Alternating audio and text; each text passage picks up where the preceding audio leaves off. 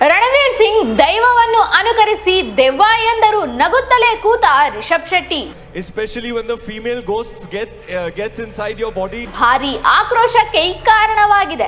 ಹೌದು, IFFIನ ಸಮಾರೋಪ ಸಮಾರಂಭದಲ್ಲಿ ಬಾಲಿವುಡ್ ನಟ ರಣವೀರ್ ಸಿಂಗ್ ಅವರು ಕಾಂತಾರ ಅಧ್ಯಾಯ 1 ದೃಶ್ಯವನ್ನು ಅನುಕರಿಸಲು ಹೋಗಿ ಹಾಗೂ ದೈವವನ್ನು ದೆವ್ವ ಎಂದು ಹೇಳುವ ಮೂಲಕ ಇದೀಗ ಸಾಮಾಜಿಕ ಜಾಲತಾಣದಲ್ಲಿ ಟೀಕೆಗೆ ಗುರಿಯಾಗಿದ್ದಾರೆ.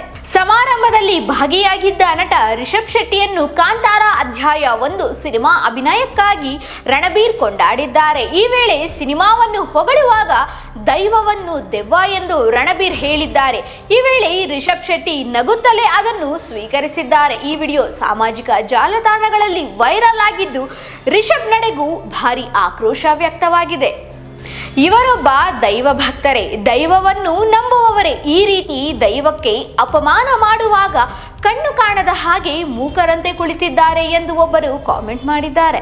ಮತ್ತೊಬ್ಬರು ರಣಬೀರ್ ಸಿಂಗ್ಗೆ ದೈವದ ಬಗ್ಗೆ ತಿಳಿದಿಲ್ಲ, ತಪ್ಪು ಮಾತನಾಡಿದಾಗ ಅವರನ್ನು ತಿದ್ದಬೇಕಿತ್ತು, ಅದನ್ನು ಬಿಟ್ಟು ರಿಷಬ್ ನಕ್ಕಿರುವುದು ಎಷ್ಟು ಸರಿ ಎಂದು ಆಕ್ರೋಶವನ್ನು ವ್ಯಕ್ತಪಡಿಸಿದ್ದಾರೆ.